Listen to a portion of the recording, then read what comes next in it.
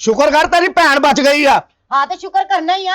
ਜੇ ਭੋਰਾ ਉੱਚਾ ਹੁੰਦਾ ਮੇਰਾ ਤੇ ਆ ਮੱਥਾ ਪਾਟ ਜਾਣਾ ਸੀ ਨਾ। ਲੈ ਪਹਿਲਾ ਫਾਇਦਾ ਤੁਹਾਡੇ 5000 ਚੋਂ ਇਹ ਹੋਇਆ, ਅਗਰ ਉਹ ਵੱਡਾ ਹੁੰਦਾ ਤੇ ਇਹਦਾ ਮੱਥਾ ਖੁੱਲਿਆ ਲੈਣਾ। ਇਹ ਨਿੱਕਾ ਸੀ ਬਾਲਟੀ ਭਰਿਓ ਨਹੀਂ ਲੰਘੀ। ਪੂਰਾ ਬੰਦਿਆਂ ਵਾਂਗੂ ਲੜਦਾ, ਬੰਦਿਆਂ ਵਾਂਗੂ ਬਾਲਟੀਆਂ ਚੁੱਕ ਚੁੱਕ ਮਾਰਦਾ ਯਾਰ, ਕੋਈ ਗੱਲਬਾਤ ਕਰਨ ਵਾਲੀ। ਓਏ ਕਿਤੇ ਤੇਰੀ ਬੰਦੇ ਤੇ ਸੂਈ ਫਸੀ। ਇਹ ਵੀ ਆ ਬਤਕਾ ਲੈ ਕੇ ਦਿੱਤਾ ਤੁਹਾਨੂੰ ਮੈਂ।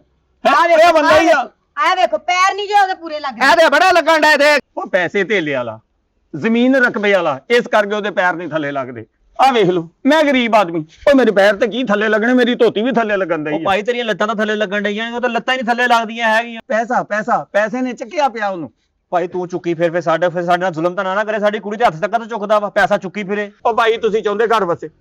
ਓਏ ਆਹੋ ਭਾਈ, ਕਿਹੜਾ ਭਰਾ ਚਾਹੁੰਦਾ ਵਾ ਕਿ ਮੇਰੀ ਭੈਣ ਦਾ ਘਰ ਉਜੜੇ? ਜੇ ਨਹੀਂ ਉਜੜੇਗਾ ਤੂੰ ਏਦਾਂ ਕਰ, ਮੇਰਾ 42 ਚੋਂ 5 ਪੂਰਾ ਕਰ ਦੇ। ਬੱਲੇ ਬੱਲੇ ਬੱਲੇ ਬੱਲੇ ਬੱਲੇ, ਉਹ 800 ਦੀ ਖਾਤਰ ਲੜਾਈ ਹੋਣ ਡਈ ਆ। ਸ਼ਗਨ ਹੀ ਗਲਤ ਪਿਆ, ਸਟਾਰਟ ਹੀ ਜਿਹੜੇ ਕੰਮ ਤਾਂ ਗਲਤ ਹੋਵੇ, ਉਹ ਕੰਮ ਕਦੀ ਤੋੜ ਨਹੀਂ ਜਿਹੜਾ, ਮੈਨੂੰ ਉਦੋਂ ਹੀ ਪਤਾ ਸੀ। ਉਹ ਭਾਈ ਮੈਂ ਤੈਨੂੰ ਤੇਰੇ ਅਕਾਊਂਟ 'ਚ ਕਰਾ ਦੇਣਾ, ਤੈਨੂੰ ਦੇ ਦੇਣਾ ਪੈਸੇ, ਇਹਨਾਂ ਦਾ ਘਰ ਵਸਾ ਕੇ। ਲੈ ਲਓ ਮਸ਼ਵਰਾ। ਗੱਲ ਸੁਣੋ ਮੇਰੀ, ਹਾਂਜੀ ਇਹ ਕੀ ਕਹਿੰਦਾ ਤੈਨੂੰ?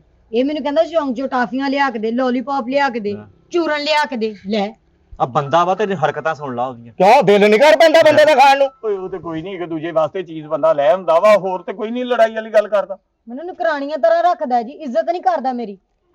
ਮੇਰੀ ਬੁੱਢੀ ਨਿੱਕੀ